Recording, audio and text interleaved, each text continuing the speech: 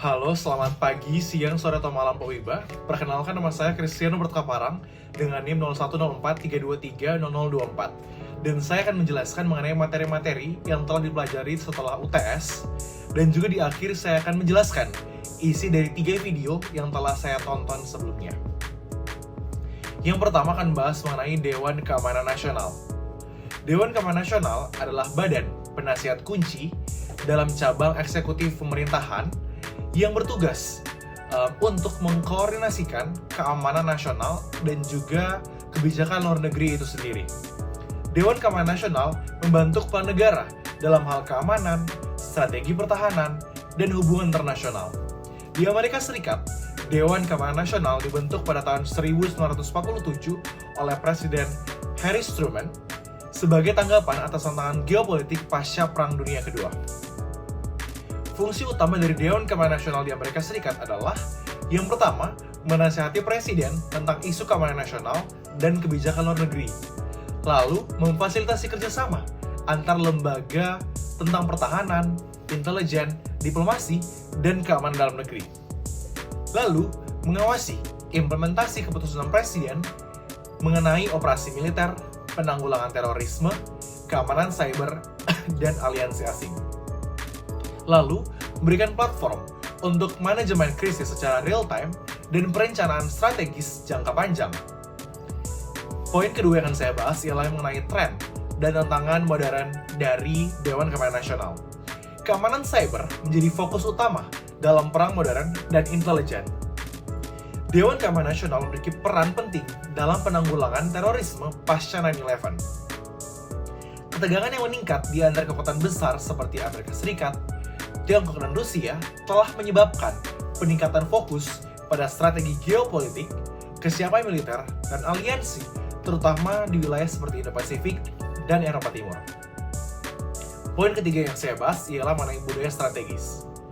Budaya strategis adalah serangkaian keyakinan, nilai, sikap, dan perilaku yang membentuk bagaimana suatu negara atau organisasi mendekati keamanan, pertahanan, dan penggunaan kekuatan. Beberapa elemen kunci dari budaya strategis ini meliputi pengalaman sejarah, faktor geopolitik, landasan politik dan ideologis, doktrin dan organisasi militer, persepsi ancaman, norma, dan juga nilai. Poin keempat yang akan saya bahas ialah mengenai keamanan dan ketahanan energi. Keamanan energi berfokus pada jaminan bahwa pasokan energi akan tetap stabil dan tersedia di tengah berbagai tantangan yang ada. Aspek keamanan energi meliputi diversifikasi sumber energi, infrastruktur yang aman, cadangan energi, stabilitas harga, ketahanan energi, terkait dengan kemampuan sistem energi untuk bertahan dan pulih dari berbagai gangguan yang ada. Aspek ketahanan energi sendiri meliputi infrastruktur yang tahan uji, integrasi energi terbarukan, pengelolaan resiko, dan pemulihan cepat. Poin kelima yang akan saya bahas ialah mengenai politik kartel. Politik kartel adalah fenomena di mana partai-partai politik bekerja sama untuk mempertahankan kekuasaan dan kepentingan mereka dengan mengorbankan prinsip kompetisi politik dan aspirasi masyarakat itu sendiri. Ciri-ciri dari politik kartel ini sendiri ialah koalisi yang luas dan stabil, pembagian sumber daya, penghindaran kompetisi politik yang serius, lalu pengaruh terhadap institusi negara, lalu penurunan ketertarikan rakyat, keterwakilan rakyat itu sendiri. Poin keenam yang akan saya bahas mengenai kekuasaan. Kekuasaan adalah kemampuan untuk mempengaruhi, mengontrol, dan mengarahkan perilaku, tindakan, keputusan orang lain. Aspek-aspek penting dari kekuasaan ialah jenis-jenis kekuasaan, yaitu ada coercive, reward, legitimate, expert, referent, dan informasional. Sumber-sumber kekuasaan yaitu otoritas, sumber daya, persuasi, dan juga jaringan sosial. Bentuk-bentuk kekuasaan ada hard power, soft power, structural power, dan relational power. Lalu kekuasaan dan juga legitimasi. Poin ketujuh yang saya bahas ialah mengenai prinsip-prinsip perang, yang adalah konsep dasar yang digunakan untuk memandu perencanaan, pengambilan keputusan, dan pelaksanaan operasi militer itu sendiri. Prinsip-prinsip yang umum diterima yaitu meliputi tujuan, ofensif, massa, ekonomi kekuatan, manuver, lalu ada kesatuan komando, keamanan, kejutan, kesederhanaan, fleksibilitas, lalu moral. Poin ke-8 yang akan saya bahas yaitu mengenai studi keamanan strategis dibandingkan dengan studi keamanan global. Studi keamanan strategis berfokus pada strategi militer, perencanaan pertahanan, dan pengaruh kekuatan dalam konteks kenegaraan dan juga keamanan nasional. Sedangkan studi keamanan global melihat keamanan secara lebih luas, termasuk isu-isu seperti keamanan manusia, lalu keamanan lingkungan, dan juga tata kelola global itu sendiri. Lalu yang ke-9 yang akan saya bahas yaitu mengenai Grand Strategy. Grand Strategy adalah suatu rencana komprehensif dan juga jangka panjang yang diadopsi oleh suatu negara untuk mencapai tujuannya dan seringkali dalam bidang kebijakan luar negeri, keamanan nasional, ataupun pembangunan ekonomi itu sendiri. Grand Strategy juga mempertimbangkan faktor internal dan eksternal, serta perubahan dalam kekuatan, aliansi, dan juga tren global. Elemen-elemen kunci dari Grand Strategy ini sendiri meliputi yang pertama, kepentingan nasional, alokasi sumber daya, penilaian ancaman, aliansi dan kemitraan, serta adaptasi. Lalu saya akan bahas mengenai Grand Strategy Tiongkok. Ini mana Grand Strategy Tiongkok dicirikan oleh perpaduan antara pembangunan ekonomi, modernisasi militer, pengaruh global, dan juga stabilitas internal. Elemen-elemen kunci dari Grand Strategy Tiongkok meliputi kekuatan ekonomi sebagai fondasi dari Belt and Road Initiative atau BRI, modernisasi militer dan proyeksi kekuatan, pengaruh geopolitik dan regional, mengelola hubungan Amerika Serikat dan persaingan kekuatan besar, stabilitas internal dan kontrol partai, dan juga adalah kemandirian teknologi, soft power, serta citra global itu sendiri. Lalu saya akan bahas mengenai Grand Strategy dari Rusia. Grand Strategy Rusia dibentuk oleh pengalaman sejarah, geografi, dan keinginan oleh pemimpin mereka untuk memulihkan Rusia sebagai kekuatan global setelah jatuhnya Uni Soviet. Elemen-elemen kunci dari Grand Strategy ini sendiri meliputi lingkup pengaruh geopolitik atau disebut dengan near abroad, melawan NATO, dan pengaruh berat, modernisasi militer dan proyeksi kekuatan, dominasi energi, kemandirian, dan ketahanan ekonomi. Lalu ada tatanan dunia multipolar, stabilitas otoriter dan nasionalisme, soft power, dan juga diplomasi budaya. Lalu saya akan bahas mengenai strategi keamanan nasional dibandingkan dengan Grand Strategy itu sendiri. Strategi keamanan nasional merupakan suatu dokumen publik yang menguraikan prioritas keamanan suatu negara, tujuan, dan cara-cara yang digunakan untuk melindungi kepentingan nasionalnya. Sedangkan Grand Strategy merupakan suatu kerangka kerja yang lebih luas yang memandu pendekatan-pendekatan negara untuk mencapai tujuan nasional mereka dalam jangka panjang. Lalu poin ke-13 yang akan saya bahas mengenai Human Security. Human Security sendiri mengalihkan fokus dari keamanan negara sentris tradisional ke perlindungan dan pemberdayaan individu dan juga komunitas itu sendiri. Human Security ini sendiri menekankan kebebasan dari rasa takut, kebebasan dari keinginan, dan martabat individu itu sendiri. Keamanan manusia ini sendiri terkait erat dengan pembangunan, karena kemiskinan dan ketidaksetaraan merupakan suatu sumber ketidakamanan yang sangat signifikan. Lalu poin ke-14 yang akan saya bahas yaitu mengenai keamanan manusia, diplomasi, dan juga operasi militer.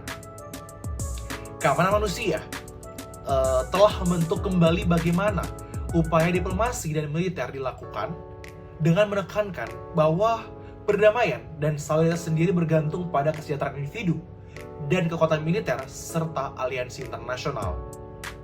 Human Security telah menginspirasi kolaborasi militer dan diplomatik dalam misi stabilisasi yang mengikuti pendekatan lewat pertahanan, diplomasi, dan juga pembangunan. Poin ke-15 yang akan saya bahas yaitu mengenai keamanan manusia dalam operasi intelijen dan keamanan cyber. Human Security telah menjadi faktor penting dalam operasi intelijen dan juga keamanan cyber. Ia mencerminkan pemahaman yang lebih luas tentang ancaman keamanan yang secara langsung berdampak kepada individu dan juga komunitas.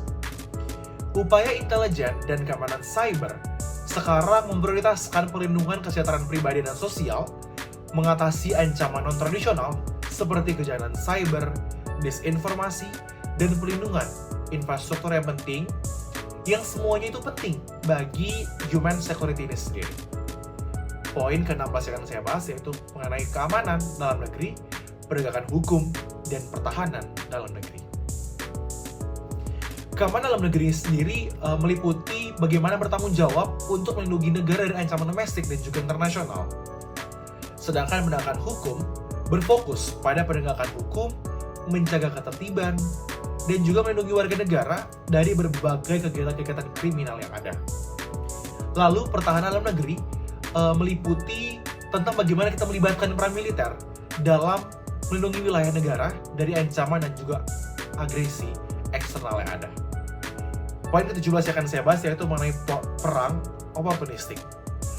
Perang ini merupakan suatu konflik yang dimulai atau dieksploitasi oleh negara, kelompok, atau aktor ketika suatu keadaan itu menghadirkan situasi yang menguntungkan untuk mencapai tujuan strategis ekonomi ataupun politik.